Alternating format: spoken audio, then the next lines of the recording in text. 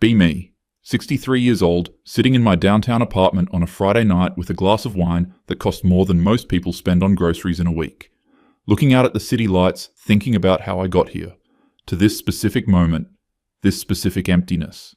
Successful career, corner office for 15 years before I took early retirement, investment portfolio that would make most men weep with envy. But the apartment is silent except for the hum of the refrigerator and the occasional car horn from the street below. No one is coming over tonight, no one called today except my financial advisor, no one will be here tomorrow morning. Need to write this down, need to figure out where it all went sideways. Let me start at the beginning, or at least where I think the beginning was. 1982, fresh out of college with my economics degree, 22 years old and ready to burn down every barrier that stood between me and the life I deserved. Got hired at Morrison Financial Group as a junior analyst, one of 3 women in a department of 47 people. The other 2 women were secretaries who brought coffee and filed papers, while the men made decisions and money. I was different though. I had fought my way into the actual analysis department, into the room where it happened.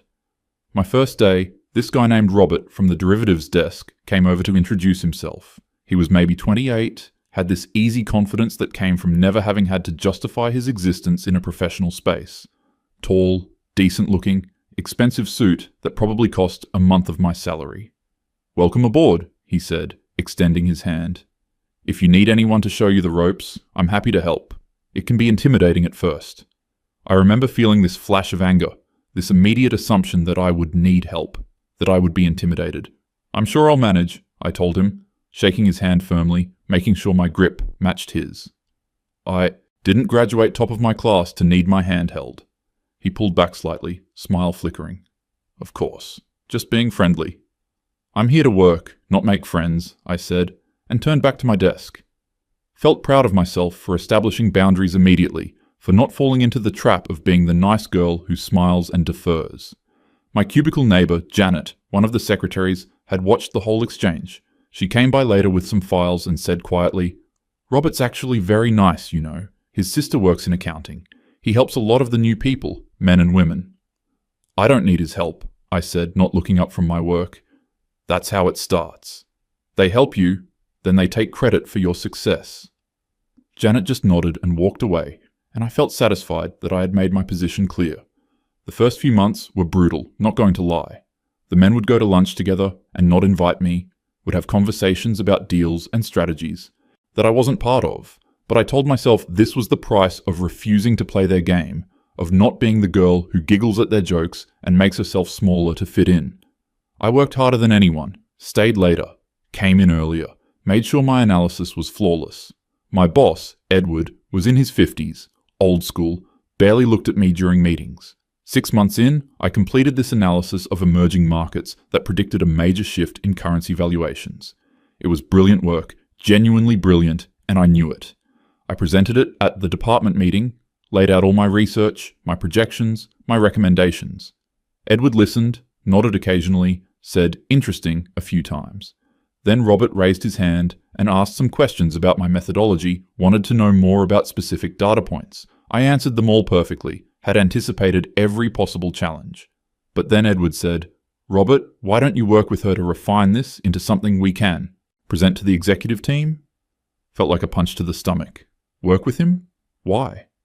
My analysis was complete. It didn't need refining, it needed to be implemented. "I don't think that's necessary," I said, trying to keep my voice level. "The analysis is comprehensive as presented." Edward gave me this look, this tired look, like I was being difficult. "Nevertheless, I'd like Robert to review it with you. 2 heads are better than 1. Wanted to scream that my one head had done just fine, that this was exactly the kind of undermining I had been warned about. But I needed this job, needed to prove myself, so I said fine. Robert came by my desk that afternoon with a legal pad and that same friendly smile. "So I read through your analysis again," he said, pulling up a chair. "It's really solid work. I especially liked your approach to the Brazilian real projections." I waited for the but, for the criticism, for him to start picking it apart so he could rebuild it with his name. It's attached. "I think if we present this to the executive team, we should lead with the currency correlation matrices rather than the historical overview," he continued. "They tend to lose patience with background. Hit them with the stunning conclusion first, then support it." He was right. Annoyingly right. That was a better presentation strategy. Fine, I said. I'll restructure it. Great, he said, standing up. Also, just so you know, I'm going to tell Edward this was entirely your analysis, and I'm just helping with presentation format. Want to make sure you get full credit. Didn't know what to do with that. Didn't fit the narrative I had constructed. Okay, I said, and he walked away. We presented it 2 weeks later. I led the presentation with Robert beside me to answer technical questions. The executive team loved it, implemented the recommendations, made the firm a substantial profit over the next quarter. Edward called me into his office afterward and told me I had done excellent work. Robert speaks very highly of you, he added. Says you're one of the sharpest analysts he's worked with. Should have felt good, should have felt vindicated, but instead I felt angry, felt like Robert's endorsement was what had actually mattered, not my work itself. Told myself that this proved my point, that a man's word carried more weight than a woman's accomplishments. Over the next few years, I built a reputation for being extremely competent but difficult to work with. I never went to the office happy hours, never participated in the softball team, never joined the conversations about families and weekends. Kept everything professional, kept my distance, made sure no one could accuse me of sleeping my way to success or being promoted because I was likable. The promotions came anyway because I was that good. My analysis was always thorough, my recommendations consistently profitable. By 1987, I was a senior analyst. By 1990, I was a department head. But I had no friends in the office, no allies, no one who would grab coffee with me or ask how my weekend was. Told myself I didn't need that I was there to work and build a career, not to be popular. My mother would call and ask if I was seeing anyone, if there were any nice men at work. I'm not interested in meeting men at work, I would tell her. I'm there to do my job, not find a husband. You can do both, sweetheart, she would say in that patient tone that made me want to throw the phone across the room. Why would I want to? So I can end up like you, brilliant and educated, but spending your life cooking dinner for a man who thinks his career is more important than yours. She would go quiet when I said things like that, and I would feel guilty, but also righteous. My father was a professor. My mother had a master's degree in literature, but had stayed home to raise me and my brother. I had watched her intelligence go unused, watched her accommodate and adjust and make herself smaller. I was determined not to repeat her mistakes. There was this guy named Marcus who started in 1991, around the time I became department head. He was different from the other men in the office, had this quiet intensity, read philosophy books at his desk during lunch. He would sometimes ask me questions that weren't about work, would want to know what I thought about things happening in the world. I was careful with him, kept my answers brief and professional, didn't let myself get drawn in. One time he asked me if I wanted to get dinner sometime, said there was this new Ethiopian restaurant he wanted to try. I don't date people from work, I told him immediately. It's unprofessional and creates conflicts of interest. It's just dinner, he said, looking genuinely confused. I wasn't proposing marriage. It's never just dinner, I said. It's how it starts. Then there are expectations. Then your career gets tangled up with personal, relationships and everything becomes complicated. He nodded slowly, said, I understand, and never asked again. Continued to be friendly though, would still chat with me about books and ideas, never made it weird. Part of me wondered if I had made a mistake, if maybe dinner would have been just dinner. But I had seen too many women in the office whose careers had been derailed by relationships, who had been seen as someone's girlfriend instead of as professionals in their own right. Better to be alone and respected than attached and diminished. 1995. I got promoted to VP corner office, salary that made my father whistle when I told him. I was 42 years old at the peak of my career, and I had done it all myself without compromising. That same year, my brother got married to this woman named Sarah, who worked part-time at a bookstore and spent most of her energy planning the wedding. At the reception, my aunt pulled me aside and asked in this pitying voice when I was going to settle down. I am settled, I told her. I have a career that I love and a life that I've built on my terms. But don't you want a family? Children? She pressed. Why would I want to give up everything I've worked for to change diapers and lose myself in someone else's needs? She looked at me like I had said something horrible, like I had violated some sacred principle. My mother overheard and came over, touched my arm gently. Not everyone wants the same things, and that's okay. She was defending me, but I could see the sadness in her eyes, the worry. It made me furious, this assumption that something was wrong with me because I had chosen differently. The late 90s were my best years professionally. I was managing a team of 30, making strategic decisions that affected billions in assets, getting headhunted by other firms regularly. But I had also developed a reputation in the industry as someone who was brilliant but cold, someone you worked with out of necessity rather than choice. My team respected me but didn't like me. I knew that. I had one guy who worked for me, named David, who was incredibly talented but would sometimes push back on my directives. Once I had outlined a strategy for a particular investment and he had suggested an alternative approach. I appreciate your input, I told him in front of the whole team, but I've been doing this for 20 years and I know what works. We'll proceed with my recommendation. His face had flushed and he had nodded, said, "Of course." But I could see the resentment. 2 weeks later, my strategy had failed spectacularly. We lost a significant amount of money, and his suggested approach would have avoided the whole thing. He never said I told you so, but he didn't have to. I called him into my office and told him his analysis had been correct and I should have listened. Thought that would be enough, that acknowledging the error would smooth things over. But he just nodded and said, "Thank you for saying that." In this flat tone that suggested it didn't actually matter, he left for another firm 6 months later, and I told myself it was about money or opportunity, not about my management style. But I knew, deep down, that I had created an environment where talented people didn't want to stay. 2003, I turned 50, and something shifted. Started noticing that the younger women coming into the firm were different from me.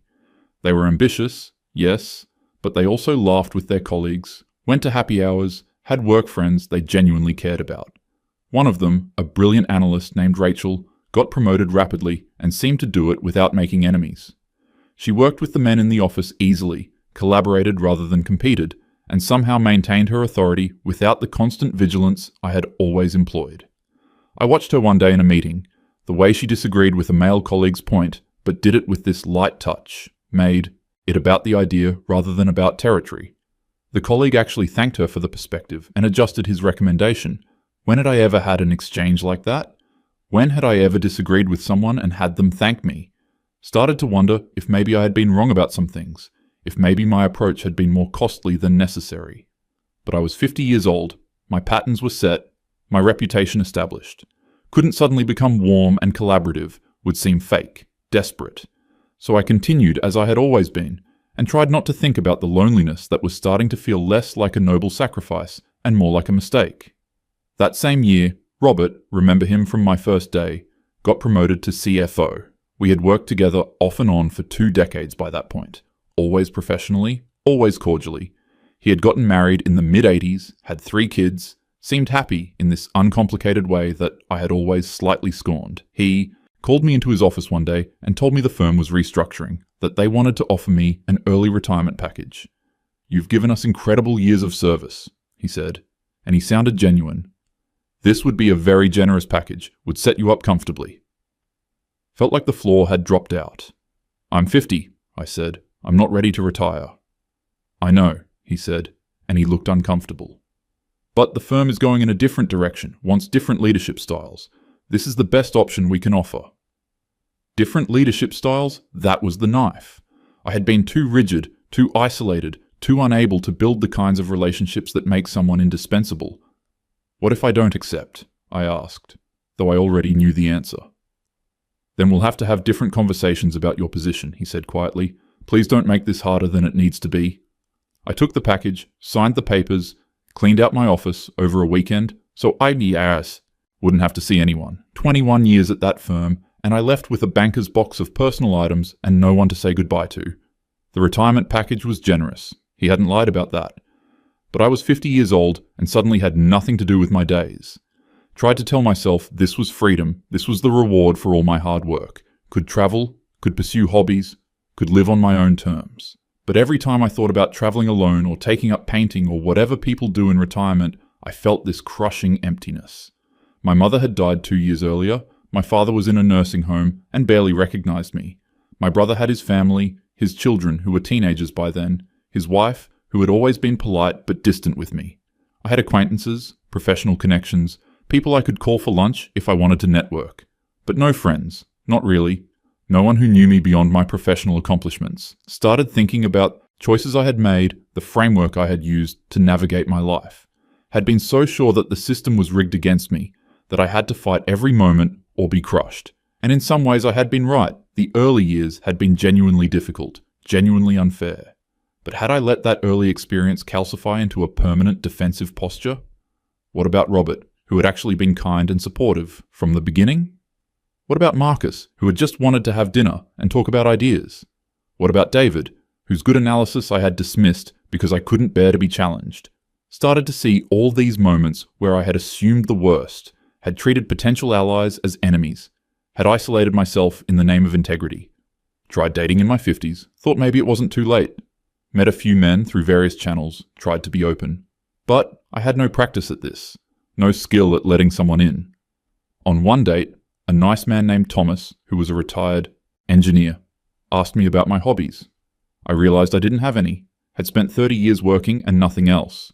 Told him I liked reading and museums, which was true, but also so generic it said nothing about who I was. He asked what I had read recently, and I blanked. The last book I had read had been a financial analysis text for work. "I've been busy," I said, and he nodded politely, and we both knew there wouldn't be a second date. Tried a few more times over the years, but it was always the same. I didn't know how to be with someone, didn't know how to make space for another person's needs and wants. Had spent so long making sure no one could diminish me that I had made myself impenetrable. By 60, I had stopped trying, lived comfortably on my investments, filled my days with routines and errands and reading the books I had told Thomas I liked, saw my brother's family for holidays, played the role of the successful career woman aunt. His daughter asked me once if I was lonely. She was 23, just out of college, starting her own career. Sometimes, I told her honestly, but I made my choices and I don't regret them. She looked at me with this expression I couldn't quite read, something between pity and determination. "I want to have a career and a family," she said. "I don't think you have to choose." "Maybe you don't," I said. "Maybe things are different now." But I wondered if things had ever been as binary as I had made them, if the either-or had been my construction rather than reality. The feminism I had embraced had been about liberation, about having choices, about not being forced into a predetermined role. But somehow, I had taken those ideas and built my own prison with them, had decided that marriage was submission, that collaboration was weakness, that any form of accommodation was betrayal, had been so afraid of becoming my mother that I had denied myself the things that had actually made her happy. Because she had been happy, I realize now, looking back honestly, she had loved my father, had loved raising us, had found meaning in her choices even if they hadn't been my choices. I had judged her, had seen her life as wasted, had been so certain I knew better. And now I was 63 years old, sitting alone in my expensive apartment, wondering where all the people had gone. Started writing this all down a few months ago, trying to make sense of it, not for publication or anything, just for myself to understand. The feminist framework I had absorbed in college had taught me to see everything as a power struggle, every interaction as potentially exploitative. Men were the enemy, or at least the opposition, and any woman who didn't see it that way was deluded or complicit. Marriage was patriarchy, family was a trap, collaboration was subjugation. These ideas had felt revolutionary and empowering when I was 22, but I had taken them to such an extreme that I had lost the plot entirely, had protected myself so thoroughly from being used that I had made myself useless for any genuine human connection. Thought about Rachel again, the young woman who had risen through the firm after me. She had gotten married a few years back, had a kid now, was still working and apparently doing it all successfully. How had she managed it? What did she understand that I had missed? Reached out to her through LinkedIn, asked if she wanted to get coffee. She said yes immediately, seemed genuinely pleased to hear from me. We met at this trendy place downtown. She showed up with her daughter in a stroller, looking tired but happy. "How do you do it?" I asked her after we had exchanged pleasantries. "How do you balance everything?" She laughed. "I don't balance it exactly. I just kind of survive it. Some days work suffers, some days parenting suffers. It's messy." "But you make it work," I pressed. "You have both things, career and family." She looked at me thoughtfully. "Can I be honest with you?" I nodded. "When I started at the firm, everyone told me you were this legend, this woman who had broken all the barriers," she said. "But they also said you were—" She paused, choosing words carefully. "That you were very isolated, that you didn't let anyone in." "That's true," I said. "I made a conscious choice not to be that way." she continued. Not because I judged you, but because I watched my mom try to be superwoman and refuse all help, and it made her miserable. So I asked for help, I collaborated, I let myself be human. And the men didn't take advantage of that? I asked. She seemed puzzled by the question. Some men are jerks, sure. But most people, men and women, are just trying to do their jobs and live their lives. If you assume everyone is out to get you, you create that reality. Sat with that for a while, watching her daughter grab at a napkin and crinkle it happily. I think I made a mistake, I said finally. A long mistake. A decades-long mistake. She reached across the table and squeezed my hand. You did the best you could with what you knew at the time. We all do. But that was the thing. I had known other things were possible, had just refused to see them. Robert had shown me kindness from day one, and I had rebuffed it as condescension. Marcus had offered companionship, and I had rejected it as a threat to my independence.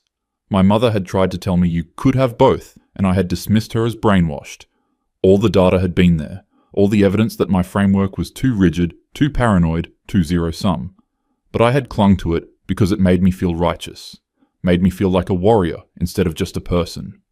The feminist ideology I had embraced wasn't wrong in its basic insights about inequality and injustice.